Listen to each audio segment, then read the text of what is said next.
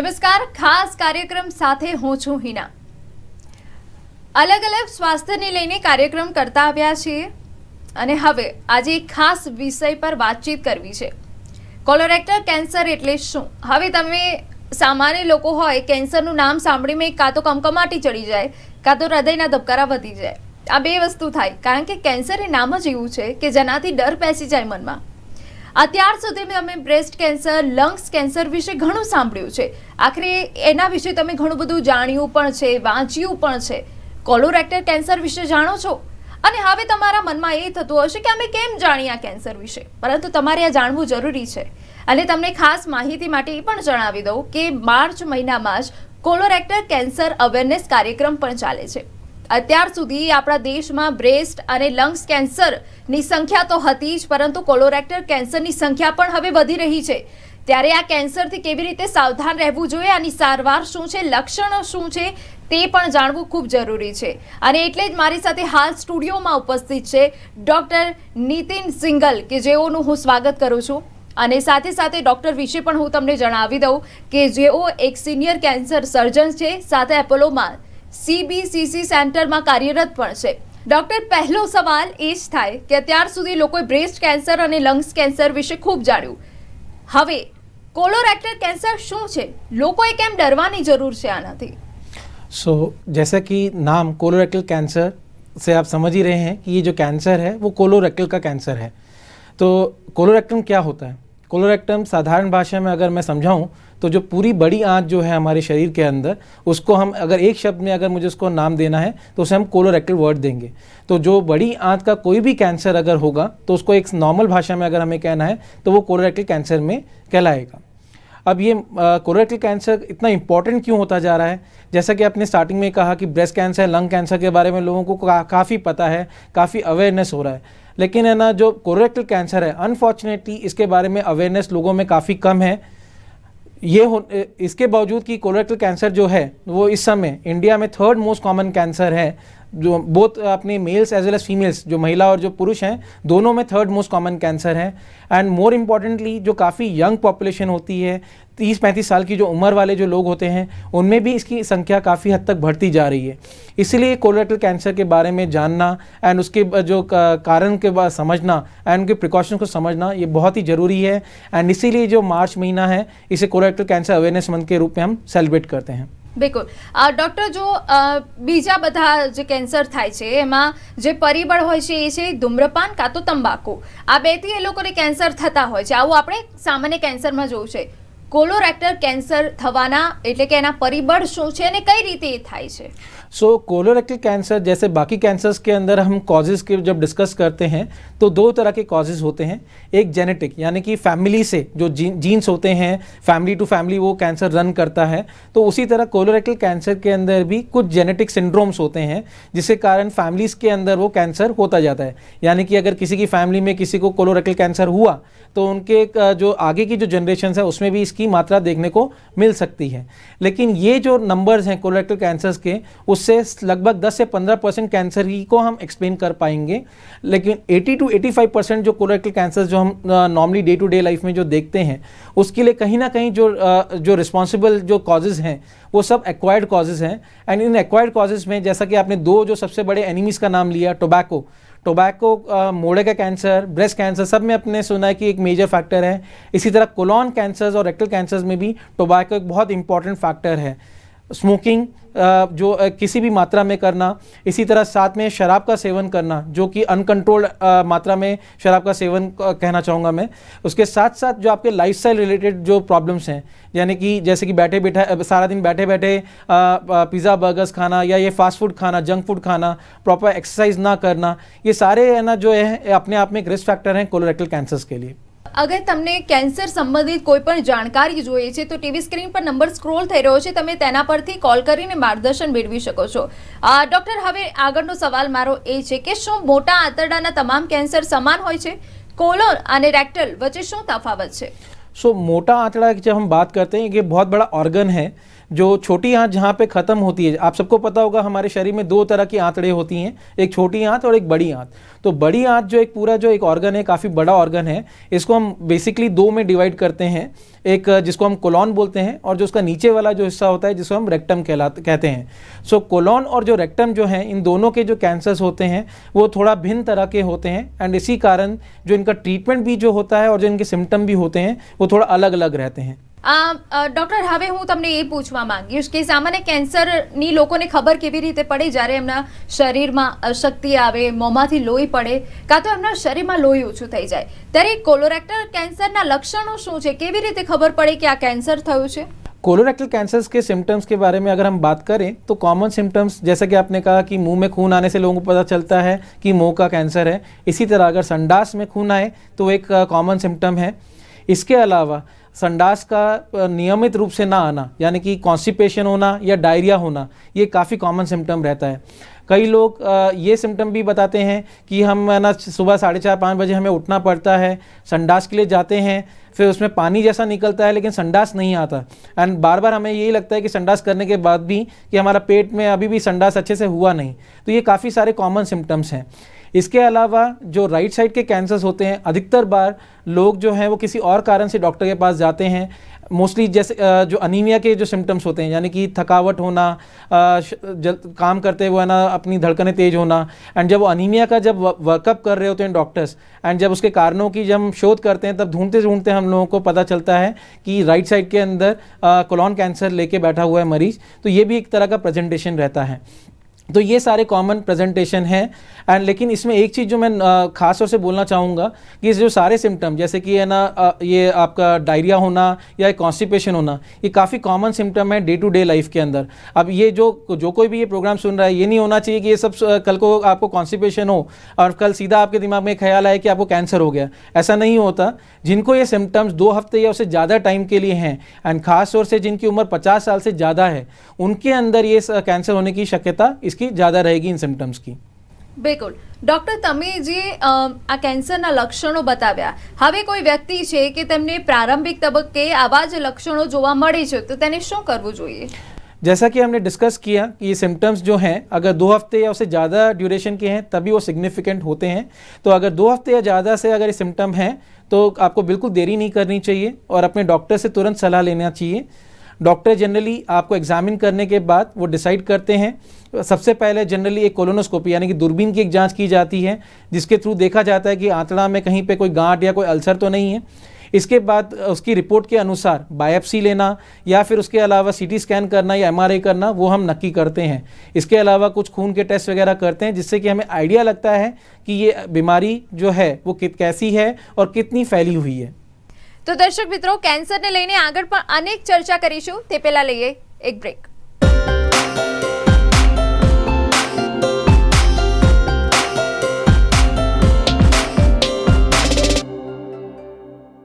हम आपसे पूछते हैं कि व्हाट इज दिस? अब ऐसी भयंकर गर्मी से राहत तो सिर्फ सिम्फनी एयर कूलर ही दे सकता है, जो पंखे जितनी बिजली में दे जबरदस्त कूलिंग। गर्मी को करो सिम्फनी। डायबिटीज के बारे में कुंठित धारणा है कि पेनक्रियाज के बीटा सेल्स रिजुविनेट नहीं होते। योग मधुनाशिनी व मधुग्रिड के प्रयोग से हमने पेनक्रियाज के सेल्स को रीएक्टिवेट करके डायबिटीज के पेशेंट्स को नॉन डायबिटिक किया है। अहमदाबाद, यहाँ खुशबू है मेल जोल की, खुशबू है पोल की, यहाँ खुशबू है गुजरात की। 2 nights 3 days तो बिताओ अहमदाबाद में, अरे कुछ दिन तो गुजारो गुजरात में। સૌથી પહેલા તમારા જીવનને પણ આપો ને લાઈફ ઇન્સ્યોરન્સનો ભરોસો। સૌથી પહેલા લાઈફ ઇન્સ્યોરન્સ।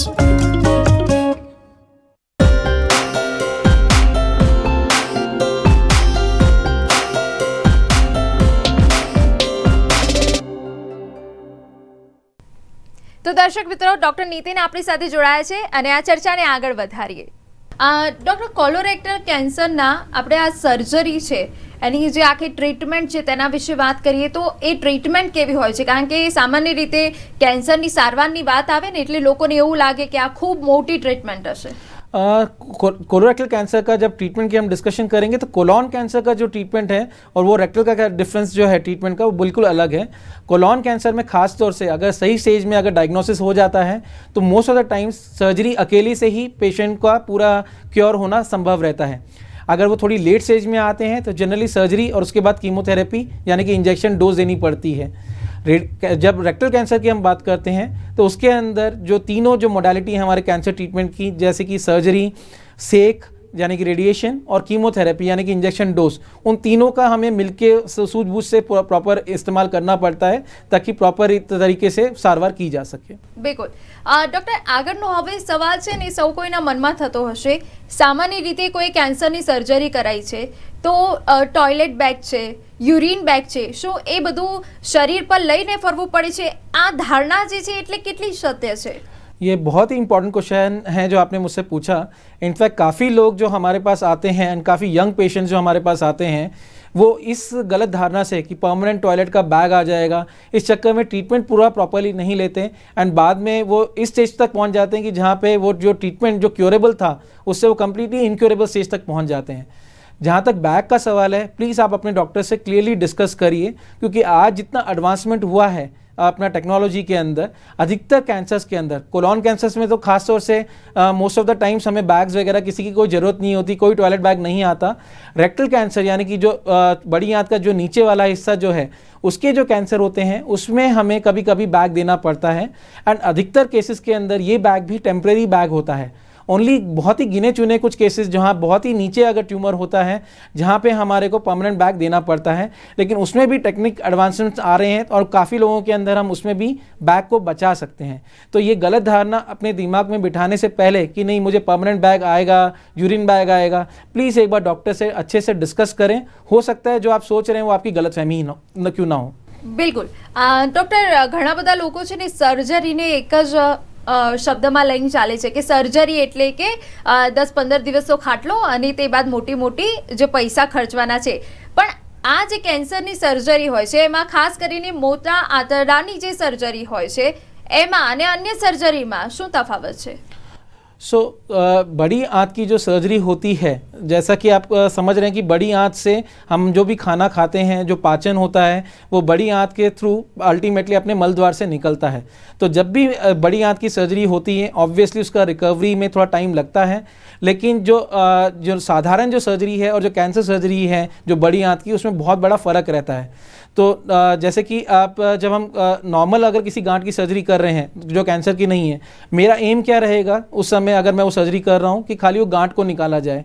लेकिन जब मैं कैंसर सर्जरी जब करने जा रहे हैं तो पेशेंट जो हमारे पास आ रहे हैं उनके दिमाग में सिर्फ इतना ही नहीं है कि खाली गांठ निकल जाए, बल्कि वो ये भी चाहेंगे कि जो गांठ इस तरह से निकाली जाए जो अगर सर्जिकल टेक्निक के अंदर अगर कुछ फेरबदल करके हो सकता है ताकि दोबारा जो गांठ आने की जो शक्यता है वो कम से कम हो जाए। बिकॉज कैंसर सर्जरी के अंदर कैंसर जो खाली आंतड़ा में दिख रहा है उतना इंपॉर्टेंट नहीं है, उसके आजू बाजू जो लिम्फ नोड्स जहाँ पे वो कैंसर स्प्रेड हो सकता है, अगर वो अच्छे से नहीं निकाला तो बार बार दोबारा कैंसर के रिकरेंस होने का रिस्क रहता है। इसीलिए जो कैंसर की जब सर्जरी हम बड़ी आंतड़ी की करते हैं एंड जो एक नॉर्मल सर्जरी जब हम बड़ी आंतड़ी करते हैं, दोनों में बहुत बड़ा फ़र्क रहता है एंड ये फ़र्क हमें समझने की ज़रूरत है एंड एज अ पेशेंट आपको भी ये समझने की ज़रूरत है। एंड इसीलिए जब ये बड़ी आंतड़ी का कैंसर हो उसका जब ट्रीटमेंट की जब बात आती है, आपको स्पेशलिस्ट जो इस बड़ी आंतड़ी के कैंसर को जो ट्रीट करते हैं उन्हीं से इसका सारवार करवाना चाहिए। બિલકુલ સામાન્ય રીતે જ્યારે ડૉક્ટર કેન્સર થાય છે તો શરીરના અનેક ભાગોમાં તેની અસર થતી હોય છે, લોકોને દુઃખ પહોંચાડે છે। વાત કરીએ આગળ તો ગુદા માર્ગ પર જે ગાંઠો થઈ જતી હોય છે કેન્સરના કારણે, તો હવે લોકો એ પણ વિચારશે કે આવું કંઈ ગાંઠો થઈ ગઈ છે તો ટોયલેટ બેગ હવે કાયમી રાખવી પડશે। આ વાતમાં કેટલી સચ્ચાઈ છે? जैसा कि हमने स्टार्टिंग में ही डिस्कस किया कि जो नीचे के जो कैंसर्स होते हैं, रेक्टल कैंसर जो काफ़ी गुदामा के पास में जो रहते हैं, उसमें आज से कुछ साल पहले अगर हम बात करें तो लगभग हर पेशेंट को परमानेंट बैग मिलता ही मिलता था। लेकिन जैसे कि अभी टेक्निकल एडवांसमेंट्स हुए हैं बोथ सर्जरी के अंदर, रेडिएशन के अंदर एंड और बहुत सारा जो इंस्ट्रूमेंट्स जो नया हमारे को मिला है, तो इसमें कुछ नई टेक्निक्स जैसे कि इंट्रास्फिंक्टिक रिसेक्शन एक नई टेक्निक है जो हम इस्तेमाल करते हैं काफ़ी लो रेक्टल कैंसर्स के लिए, एंड कुछ अलग तरह के जो स्टेपलर्स जो नए स्टेपलर्स आजकल अवेलेबल है मार्केट में, उसके कारण जो पहले 100% केसेस के अंदर परमानेंट बैग आता था उसमें आप ये समझ सकते हैं कि काफ़ी लोगों के अंदर हम बचाने की कोशिश कर सकते हैं।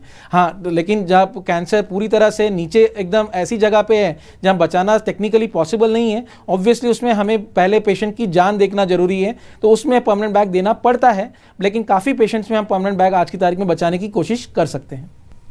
તો દર્શક મિત્રો, કોલોરેક્ટર કેન્સર વિશે આગળ પણ અનેક માહિતી મેળવીશું, તે પહેલા લઈએ એક બ્રેક.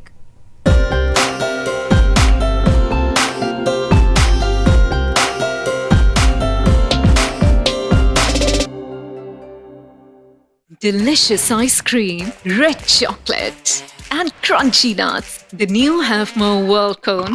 Big is better. देश के कोने कोने पर विराजमान 12 ज्योतिर्लिंग देश की एकता के प्रतीक हैं, और इनमें से सर्वप्रथम ज्योतिर्लिंग यहाँ सोमनाथ मंदिर में है। यहाँ खुशबू है भक्ति की, खुशबू है गुजरात की।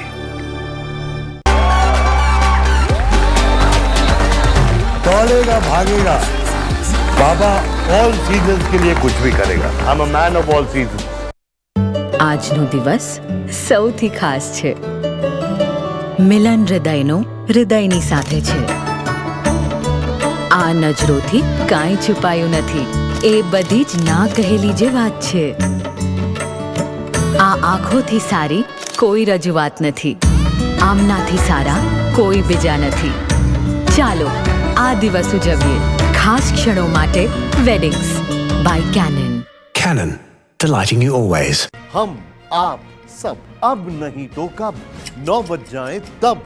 बहुत हुई राजनीति की माया, हम बताएंगे कि आपके हिस्से में क्या आया। फिक्र आपकी, सोमवार से शुक्रवार रात 9 बजे TV9 भारतवर्ष, अब तो सब देख रहे हैं.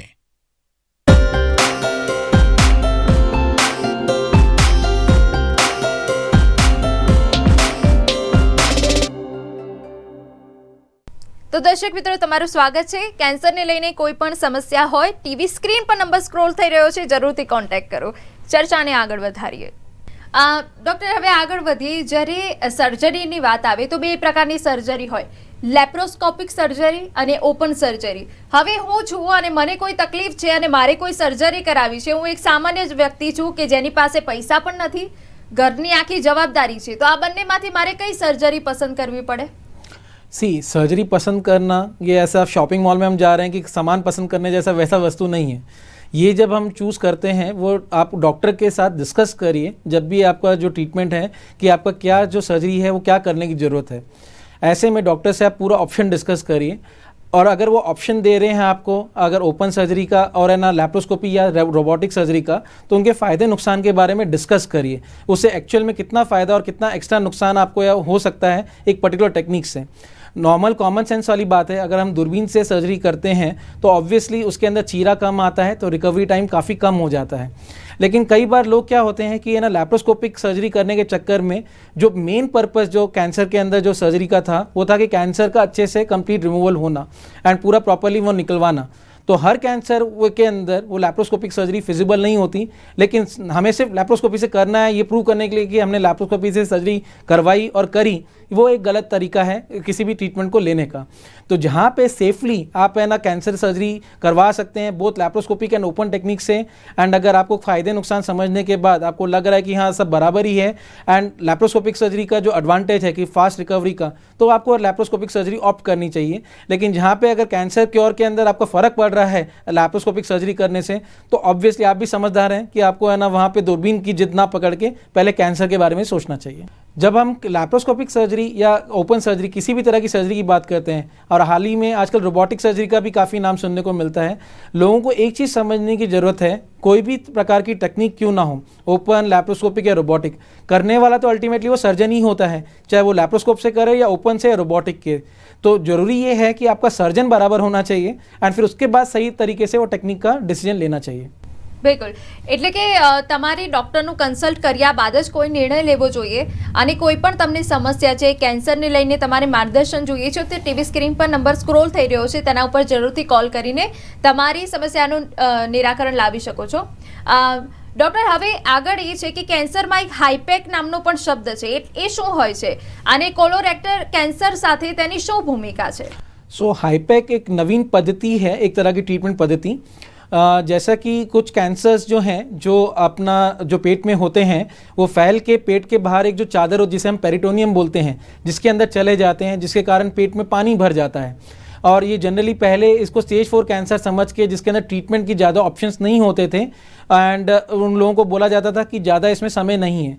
ऐसे में अब ये नई टेक्निक हाईपैक टेक्निक आने से कुछ कैंसर्स के अंदर, जैसे कि बड़ी आंतड़ों में अगर हम बात करें तो अपेंडिक्स का कैंसर जो है एंड कुछ तरह के जो बड़ी आंत के कोलोन के कैंसर जो होते हैं उसके अंदर हम लोग कुछ केसेस के अंदर, सेलेक्टेड केसेस के अंदर इस पद्धति के द्वारा पूरी बीमारी को निकाल के एक बड़ी ऑपरेशन के दौरान ही गर्म कीमोथेरेपी जो है वो पेट के अंदर हम सर्कुलेट करते हैं, जिससे कि कैंसर के जो माइक्रोसेल्स हैं उनको हम ज़्यादा इफेक्टिवली किल कर सकते हैं।